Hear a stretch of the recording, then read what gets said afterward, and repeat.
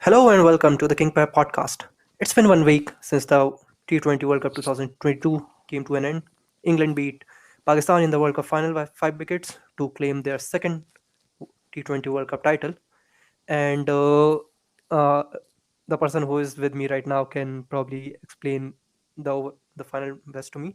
So, Stuff, it's been 1 week. So, has it settled in and how are you doing?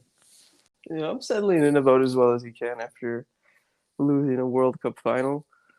Um, yeah, I guess like the realization started to settle in quicker this time than it did after the semifinal last time out because the game didn't swing so quickly like it did against Australia last year. And also, we didn't win every game going into this final like we did against Australia, like we did in the World Cup last year. So yeah, you just gotta get back up eventually because the cricket calendar never stops. And another thing that it might sound a little negative on front, but I felt like from out of the four teams that made it to the knockouts, felt like in India, England, and Pakistan all had their outlying issues. Uh, while England looked kind of the side that was ready to cover any of their issues that didn't it. Obviously, Pakistan and India had their issues with the batting, and so were New Zealand, while England were looking pretty assured on both batting and bowling. Yeah, like I would say England were the best team at the World Cup. It's a completely deserved win. They barring that one freak loss to Ireland, they won every other game. They looked like they were covering their bases, and they won the semifinal in convincing fashion. They won the final reasonably comfortably after some early scares. And yeah, like England have been a really good T20 side since mid 2015, and this is this was the culmination of all of that. They came close in 2016. They came close in 2021. They came close. So so yeah, coming into 2022, they were definitely one of the favorites going into the tournament, and they showed it.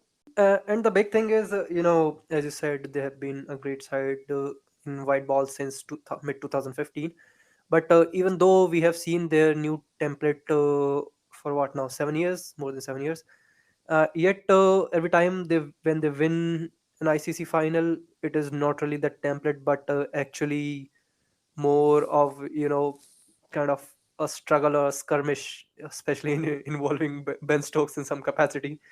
And it kind of solidifies that belief where that they are not the kind of just the kind of side that can go hard, but they also have people who can you know uh, double down when the going gets tough. Yeah, finals are always tough to win because there's always a lot of pressure on everyone.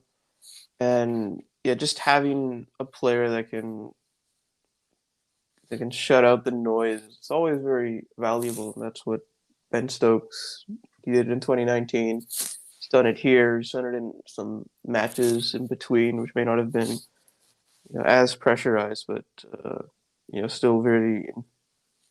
He's always someone that rises to the moment. Is what gets said a lot. I do think that like if we're gonna talk about his innings a little more, the way it started, it probably added to the pressure, but he was able to claw it back later, and like there's nobody better than him at dealing with the pressure that he started putting on the team with the way his innings started. And the interesting thing is with Ben Stokes that even though when you see that phase from over number 11 to 15 where it was starting to get so low that it was around 70, 75 at one point. But with him and some other people from the past that we're not going to talk about here, is that once they have a target in hand, you can clearly see them trusting themselves, to chase the target, uh, regardless of whatever is happening on the other side. There may be a collapse, or maybe the run scoring has completely slowed down. But yes, as I said, Ben Stokes, even the one innings that we are not going to talk about here, or even the World Cup final from 2019. Every time you see, the situation is almost the same. I think he backs himself to get the target, that is on the hand, and seems like uh, that is his specialty. I mean, he always hangs around till the end and ultimately ends up, uh, I guess, crossing the target. He's the type of player that just backs himself to get the job done, regardless of how he needs to get there. And yeah, like it would have been a big problem for England had Ben Stokes gotten dismissed when he was 14 off 21 and the required run rate was climbing up. But he is the guy that made up for the dot ball he was taking up earlier. He wasn't dwelling on a lot of the plays and misses that Nassim Shah in particular was getting out of him, but also the other bowlers were really getting to the England batters. Like Pakistan's fast bowlers in particular were causing a lot of trouble, but they weren't getting the wickets, and that was good enough for Stokes to make up for it later. Yeah, so actually, that makes me curious. Is Ben Stokes really good at chasing targets, or was the issue that he was not really good with setting targets? Because every time he has failed in an ICC trophy final, or in even any knockout game, is when England were batting first, and when he has done well is when England were batting second. So it kind of begs a two-sided question, actually, from whatever side you want to look at. Whether Ben Stokes is really good at chasing, like obviously you can also add Headingley to that, which is also a great chase, and that is kind of a question, isn't it? That does Ben Stokes sometime get stuck while batting first, or like he does really well while batting second? Yeah, like it's easier to bat second because you just know like what's needed of you. So yeah, like you brought up the 2017 Champions Trophy semifinal, where I think you made like 50 off 103 or something like that. And yeah, like he was just he was in that same sort of battling mood, just trying to stick around and then make up for the runs later. But it's also a situation where England didn't really know how much they needed to win because yeah, like it was a sluggish pitch in Cardiff, and the England top order struggled. So Stokes going really slowly, uh, like that, like they might have thought that that was what was needed on a very difficult pitch, but then Pakistan come out and bat and make a mockery of it.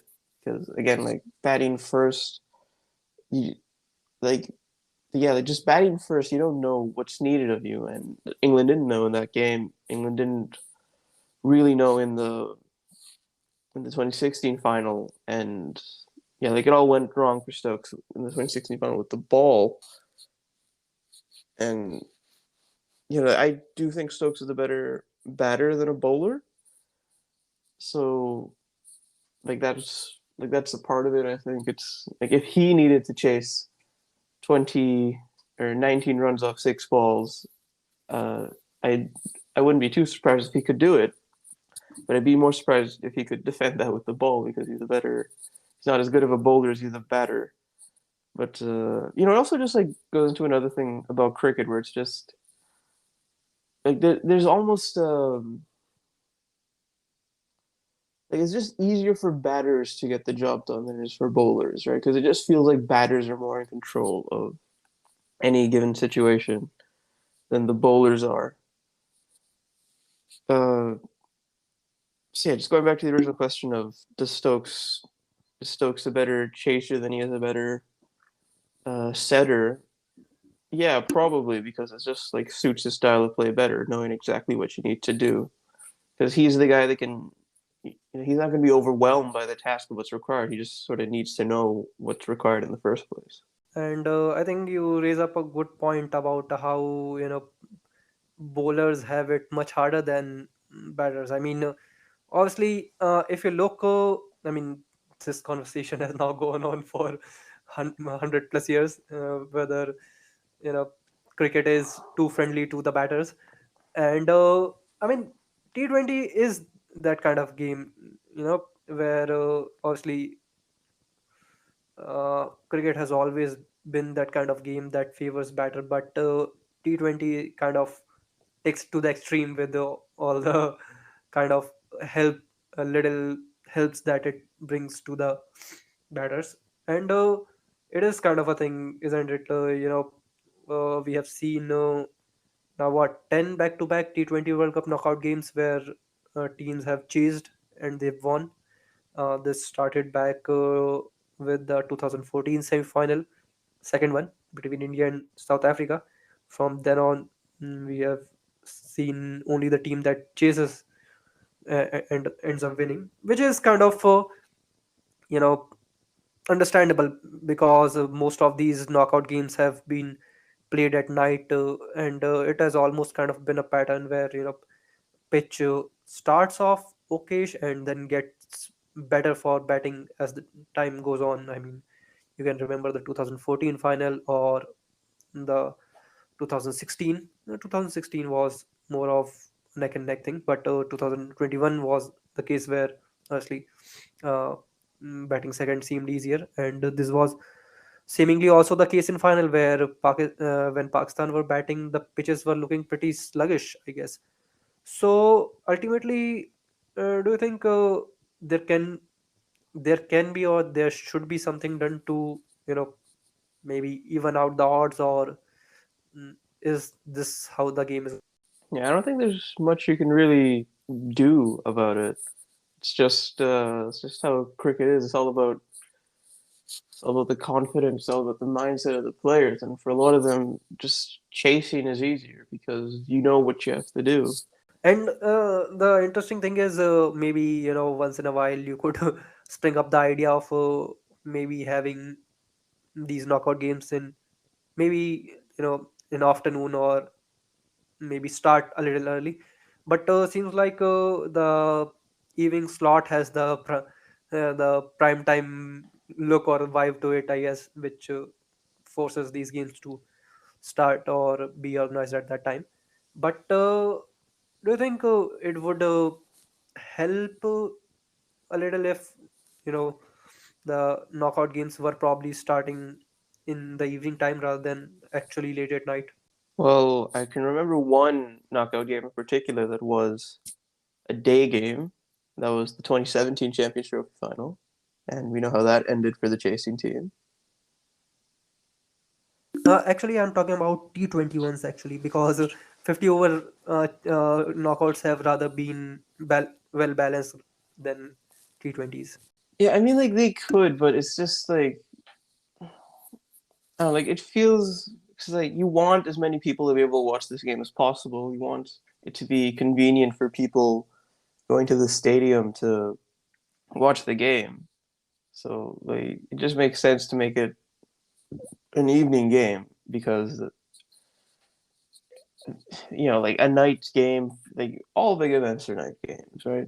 Usually under the floodlights, under in that evening slot where people are coming home from work or just a long day, and having a nice night out watching the cricket, watching the big final. Like this stuff is always like it should honestly always be night games. Like I when they do ODI events in England, the finals, most of the big games are day games because it's a more convenient time slot for the South Asian market. And I think that's kind of silly because it makes it less appealing to go to for people in England because it starts earlier. and it ends earlier. And yeah, like, I think all of these should be night games or day night games. I don't, and yeah, like, I don't think it make like there's always talk about competitive balance and whatever. I think like for these games, you want them to be proper events, showpiece events to show to people. You want them to attract the biggest audiences. You want them to you get as many people into the stands as possible, and that's always easier to do if the games are night games. Like it just makes it a bigger event to watch. And yeah, like competitive balance. It's not it's not that big of a deal. I just say like I don't think the games being day games or night games is what swings. It's so much in favor of the chasing team. I think it's just the mindset of the players and just how uh, a lot of them are used to playing cricket anyways. Because if you look at the stats over the last few years, chasing is always like the team batting second has a significantly higher percentage of wins than the team batting first, even across all T20s, in the IPL and the PSL and most leagues. It's just how T20 cricket has developed because, again, it goes back to batters knowing what they need and also just batters having a greater ability to do what the batters have more control over the situation than bowlers do. So it ends up, being easier to chase. And I think that's regardless of conditions, really. I don't think making it a day game would change things that much, aside from just making the event feel a little not as not as big of a deal if it's if all of these are day games and not under the floodlights. Also, the fact that the chasing teams do not panic as much as they used to, you know, back in the 2000 early 2010s or late 2000s, where a required rate of 10 would be pretty panic inducing, whereas these days even 13 or in some cases 14 is considered kind of gettable. Actually most of the times, if you are supposed to get like a 12 or 13 in the last 4 or 5 overs, teams back themselves to get it.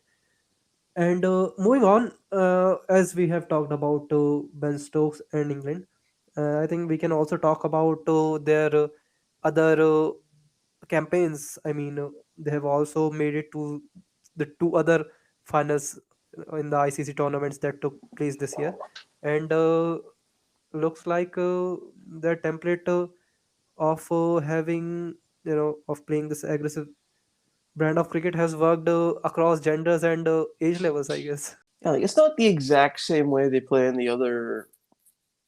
They don't play this way at U-19 level. They don't play exactly this way at women's level. But yeah, it's just like it's been a good year for England. I mean, you say they do not play this way on the under 19 level, but I have the semi final of under 19 World Cup this year of England versus South Africa. That would beg to differ, but yeah, that's not the point here. But actually, I think they have adopted kind of a similar strategy. I mean, not it is not exactly the same, but feels like there's some version of it working on different levels, I guess. I mean, even if you see in the women's team, I guess they look to be much more positive with the batting depending on more aggressive batters. Even, I mean, also there's Nat Siver, there's Danny Wyatt, there's Amy Jones, who all of whom like to play much more positively. They've also added Sophia Dunkley, who is also mostly an aggressive batter. So seems like it is kind of something that is in works, while it not might be the same as the men's senior side, but looks like it is also some a little different or their own version of that approach. Like they've shown that this is a way you can win matches. So if you have the personnel for it, so I think once they find the personnel for it, they can adapt the other teams to start playing like those. And they seem to have done that with the women's team, especially having a lot of players of similar archetypes to the ones in the men's team to at least get started on the process of playing like this because the men's team shows that it does work even against the best teams, and that's what the women need, right? You gotta find some way to dethrone Australia. And the funny thing is, there have been three ICC tournaments this year, and in all of the three, there's been a semi-final with England in it, and England have just decimated whatever opposition they have gotten in that. I mean, in the under 19 World Cup and the women's 50 over World Cup, they got South Africa, where basically both were one-sided games, and we've seen what they did with India. So it does look like England have developed a lot, but actually, I really wanted to talk about one guy that has come out of that under 19 World Cup for England, and that is James Rew, because I've seen a little bit of him in county as well, and he looks promising. And the biggest thing was, especially in the final where they were 90 odd for 7, and he still went on to make 95 and get his team to 190. And that kind of brought us back to the memory of Ben Stokes and what he has achieved here or in the 2019 World Cup. Yeah, like Rue's a promising player.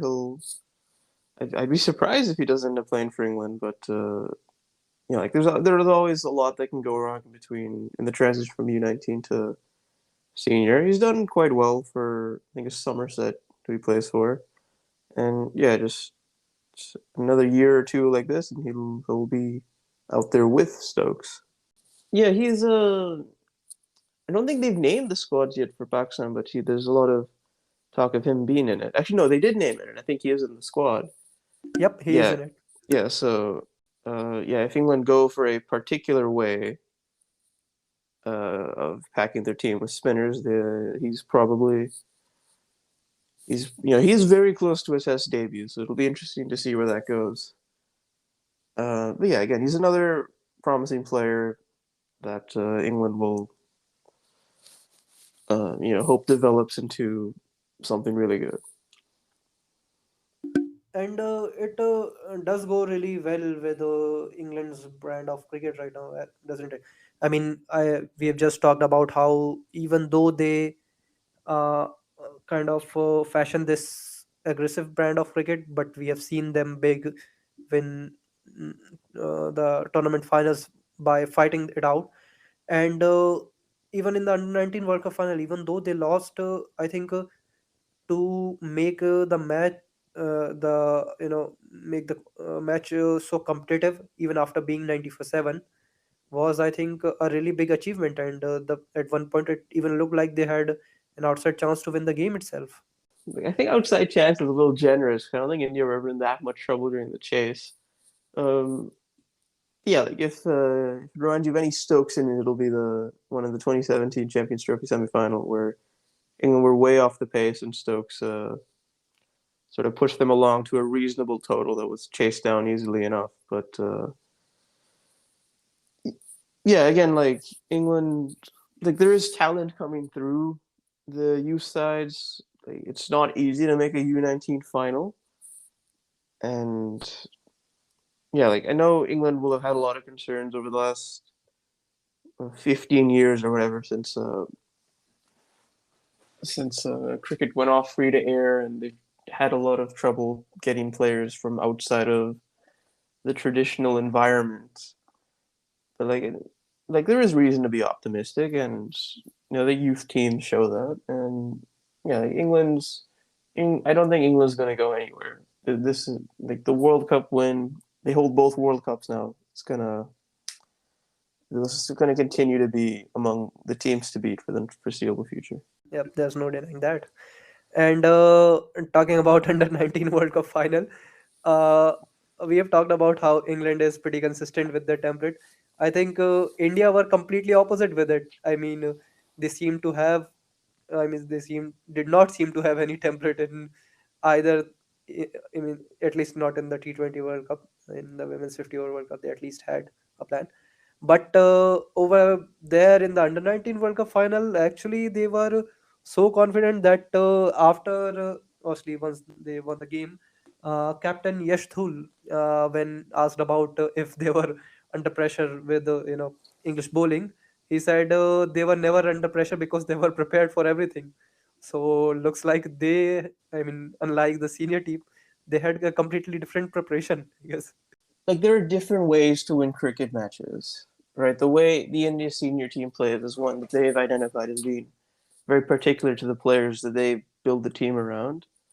But as you get different types of players, like the U19 team has a lot of different players to the way the senior team plays. And maybe as they get older, the senior team might adopt that and a different play style. But yeah, we'll have to see because like the way India plays right now, it's not abysmal, despite what some people will tell you. It wins them a lot of matches. It gets them far in tournaments, but it's never been able to go over the line. I don't think that's solely because of just the tactic itself and the players, but it has some glaring weaknesses that come to the fore a little bit too often. It is almost like you can almost say like it is a good template, but it is not the best template. I mean, that is kind of a weird analogy, but that is all I can say about the current template that India follows in the T20Is, because it is kind of conservative. I mean, it is not completely conservative, but it almost seems like the element of conservation is put in there specifically to save themselves from collapses, and sometime it actually works really well. I mean, the chase against Pakistan happened because India plays that way. I mean, there's a good chance if someone like England or any other team would have been in that situation, they could have gone from 30 for 4 to 50 for 6 or 50 for 7. But since India has that kind of template, I guess it sometimes works as well, doesn't it? Yeah, yeah, for sure.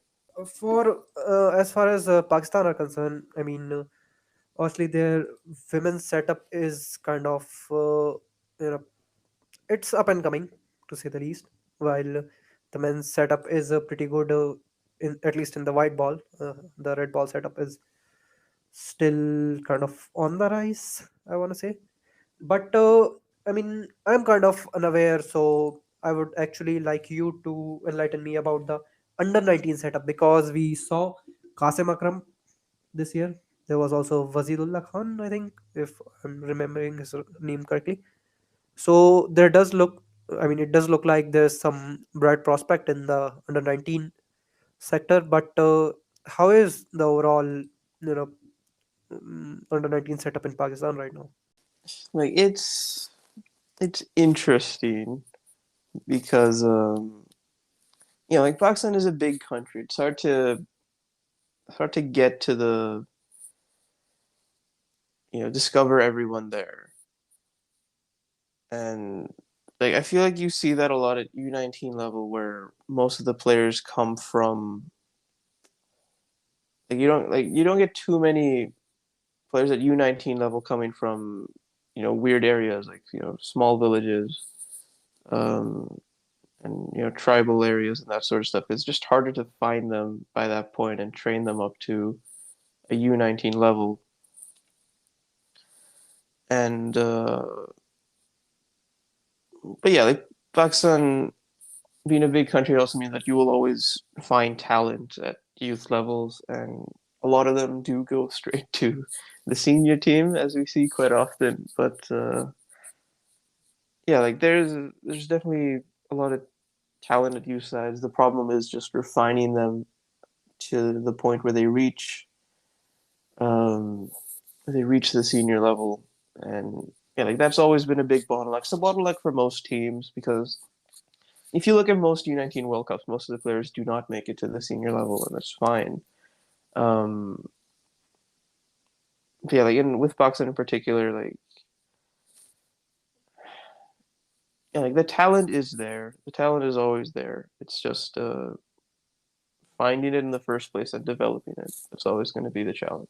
And the kind of the more interesting thing is how obviously the under 19 World Cup has already gone, and ever since it was completed, we have already witnessed a PSL and an IPL being completed. And something that kind of caught my eye was how on India side you have already seen uh, Yash Dhul or Rajvardhan Hangargekar or Rajangat Baba already be a part of IPL in some capacity. But if you see on Pakistan side, even though we saw some, as we've talked about, some good prospects from the Under 19 World Cup, we did not really see them in PSL, or at least that's what I remember. So, uh, does that bug you? You know, these are some of the best young talent in Pakistan. Yes, you should expect them to see them in the premier tournament of the country, shouldn't we?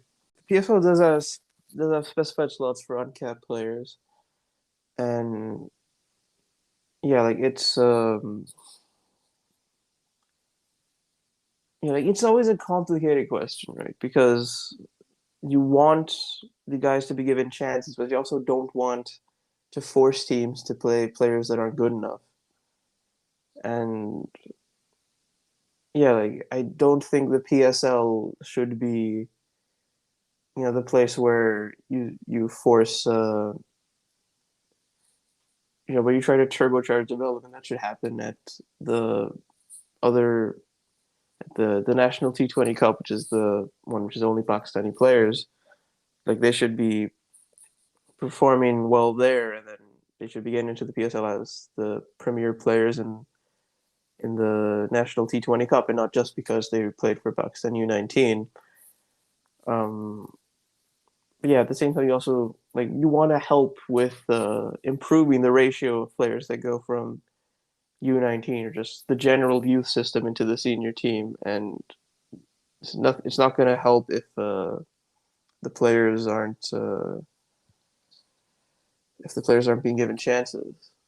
Yeah, again, like it's a difficult proposition. I mean, uh, it is not outright a case of forcing the franchisees to draft a player and make them play in the 11 itself.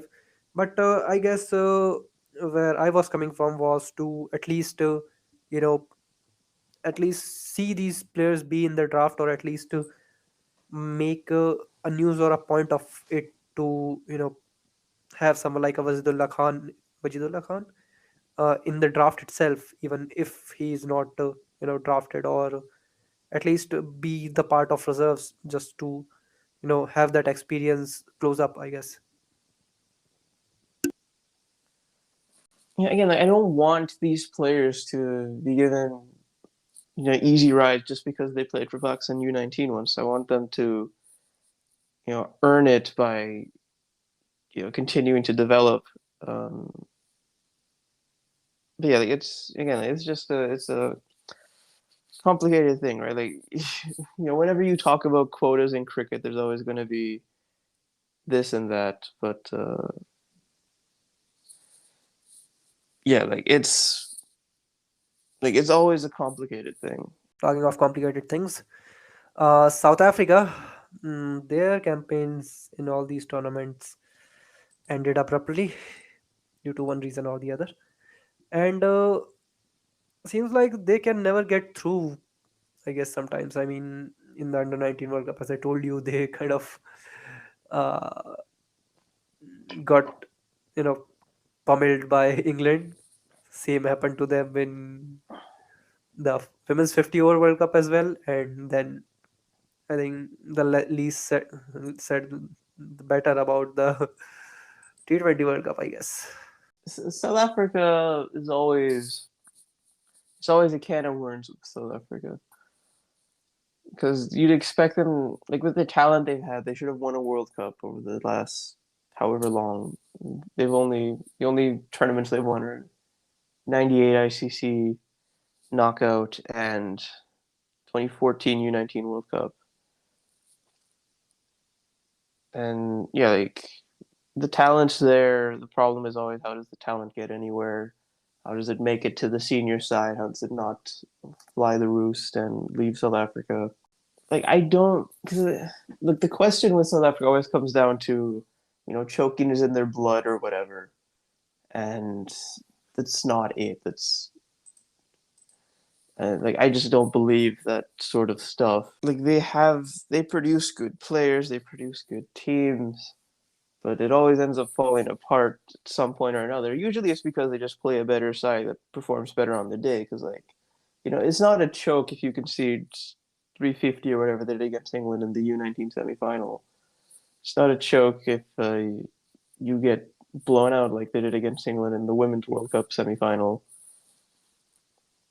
But, sometimes it just doesn't go their way.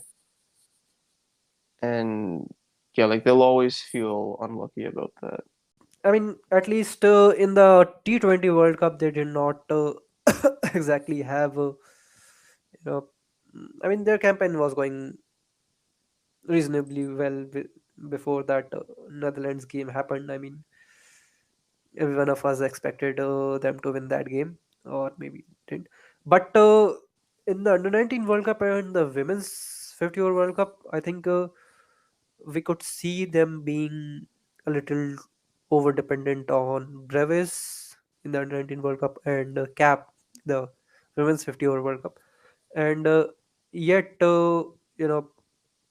things happened to them that they did. And despite them having a really good pace attack in the Women's 50 over World Cup, I think they had probably four of the best pacers available. And yet, it was the pace that failed them in the semi-final itself. And I think that is something that often gets kind of ignored with South Africa, how their strength ends up betraying them at the right moment. I mean, their batting kind of fell apart against Netherlands. Their bowling fell apart against England in the women's 50 over final, and their under 19 side, I guess, it was just not as strong as the other teams, I guess. But that is what is happening with them, isn't it? I mean, their whatever their strength is at a given moment ends up being their weakness at the right time. Yeah, like again, like that's just how it's been for South Africa. Like they produce good teams, they do good things, but it just doesn't always go their way at crucial moments. And I mean, honestly, every team or every setup of a country has different kinds of things happening to them, or different kind of plans being made or being executed. But with South Africa, you always see these kind of stereotypical things happening with them, don't you? I mean, if we go back to the 2015 semi-final, you remember a lot of runouts being missed, a lot of fumbling, and even in the 50 over World Cup, Women's 50 over World Cup this year, we saw them dropping Danny White five times. I mean, that is just not the fielding of a team that has his World Cup semi-final, is it? Yeah, for sure. Yeah. So see, that is my point. I mean, there's South Africa on one end of it, and then there's Australia on kind of the other end of it. I mean, they won the women's 50 over World Cup rather easily, but they had kind of contrasting fortunes in the Under 19 World Cup and the T20 World Cup, I guess. Uh, do you think they kind of also have been having the similar issue that South Africa have been having recently, with not being able to do well in the important games? I mean, we have also seen them kind of fall apart similarly in the under 19, in that 2019 World Cup semi-final against England as well. So it kind of seems like something of a pattern developing. Yeah, I just don't think Australia is the most balanced team. I don't think they've been for quite a while, and yeah, like it when it goes wrong for them, it really goes wrong, like it did at the U-19 World Cup, like it did at the the last few men's World Cups. Like they're a good team. They're a very good team that's is always able to go far. Again, sort of like India, because Australia didn't have a disastrous World Cup, even though they didn't make the semifinals. They only lost one game. Like it was a bad defeat, but they did win every other game, and there was the one washout against England. So yeah, like Australia is a team that they'll usually beat teams that they're expected to beat, but the toss-up games, those are the ones that'll always be a challenge for them because I just don't feel like they have the quality all the way through that some of the other teams might. And it's a big contrast to their women's team, which does have the quality all the way through that none of the other teams they go up against have. And it is weird, isn't it? Because actually, I mean, almost all three of the teams followed a similar template, I guess. There's obviously aggressive opening batters, and then there's the middle and lower order that is full of all rounders. Even in the under 19 World Cup, they had someone like Nivedan Radhakrishnan, who I think who's the ambidextrous bowler. He is also a really good bat, I guess. And we have seen with the even though their template is same for all their teams, yet seems like does not work as well as it works for the women's team, I guess. Again, like it comes down to the personnel you have, and the personnel for the women's team. It's perfect for the way the women's team wants to play. For the other teams, like they have personnel to fill in for the most part, but not the all the way, and that holds the back and that sees them struggle sometimes when the backs are against the wall. And honestly, I mean, we're not the kind of people who are going to sit here and compare uh, Mitchell Marsh with Ashley Gardner or Perry. But I guess, as you said, the execution is ultimately the last thing that comes up. And yet, last year we saw Australia obviously win the T20 World Cup. And back then it looked like uh, as we have talked about it's the all rounders that worked well for them, mainly Stoinis or Mitchell Marsh. And this year it almost looked like it was that middle order again that kind of uh, that won them last year, kind of was their undoing this year, I guess. So does it come down to one of those cases where it's just the execution, the middle order that is off, or is it just that the strategy is not working for them that used to work for them? Like it worked for them in last year's World Cup because they had, Marsh was in incredible form, Stoinis was in very good form, and they didn't hit that form of this World Cup, and they haven't. I don't think they've been that in form for the last little while. So again, like it just comes down to the personnel you have, and for Australia, the personnel they had at the last T20 World Cup suited the way they were playing, and even though it's a lot of the same people for this one, they're just not performing as well, and that's seen them struggle. Since we have done all kinds of serious and kind of long stretched out conversations, I think let's be a little more loose for now. And I would like to ask you, so who was your favorite batter or bowler from the under 19 World Cup this year?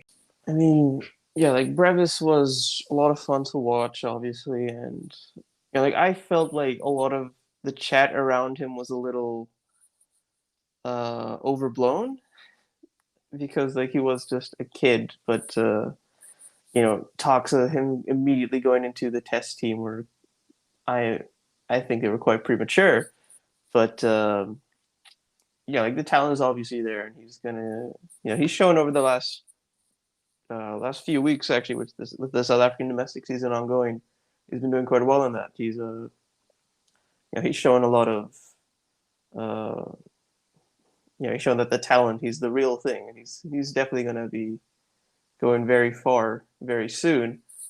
Uh, yeah, I also think Yashadul was great. We talked about James Rue earlier. He's also doing quite. He also did really well at the tournament. He's a very interesting player to watch. Hasibullah Khan from Pakistan, valuable keeper, valuable opener as well with the team. Yeah, my And apologies for calling him Wazirullah. I think I forgot his name. Sorry. yeah, it's all right. And yeah, like there's a lot of really good players. I also want to quickly highlight what I think was the story of the tournament was the UAE finishing ninth. Because I'm pretty sure this happened. The tournament happened before we started this podcast, but yeah, the UAE finishing ninth, I think, was the story of the tournament because like they've never finished that high at any cricket event, and like they're an associate team, and they're not just an associate team; they're an associate team that's very far from full member status, or so you think. Um, but yeah, they beat two full members on the way to finishing ninth. They finished above three full members, and New Zealand, who did not compete at the U19 World Cup, they're they're a very good team. That UAE side, and I think it's very silly that they don't automatically qualify for 2024 because they've since come out and said that the UE still has to go through the qualifiers. It's only the top 11 full members that automatically qualify, not the top 11 teams. But yeah, them's the breaks. Yeah, the UE finishing ninth, I think, was the biggest story of the U19 World Cup. And it is kind of applaudable, isn't it? Because the under 19 is where you kind of see the future of the teams coming up. I mean, look at it this way. I've been following the under 19 setup for now 16 years, and now that we look back at 2006 and realize that there were teenage Moin Ali or Pujara or Sarfaraz playing back then, and now that they have achieved a lot, it kind of makes you feel you know of kind of being part of that journey, and kind of works that way with the UAE as well, doesn't it? I mean, if we have seen the best of their talents here, do that well. I mean, being ninth, standing ninth in a tournament with teams that have much better infrastructure or overall quality than you is actually a really big achievement, and kudos to them for that. Kind of makes you feel proud to be kind of following these young talents right now, doesn't it? I mean, we have seen some of their exploits already. I guess I think there were a few of the under 19 guys who were part of the T20 World Cup, weren't they? Yeah, a couple of I think there were two UAE players who were in the U19 squad and also in their squad for this tournament.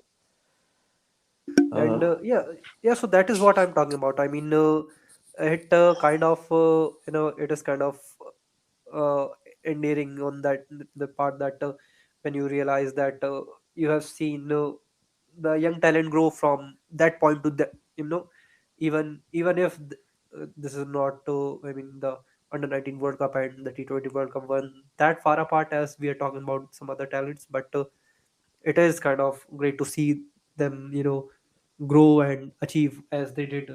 As you told, the ninth is actually a really great achievement for a country that is still kind of in middle of growing its cricket, I guess.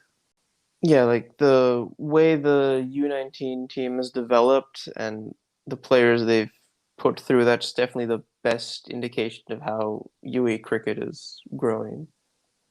Because like the UAE probably more than any other team, because they're the most successful team like this. They get a lot of complaints about they're just Pakistan B, they're India C, they're Bangladesh D. They're only they can't make their own players. They have to buy players from other countries and whatever.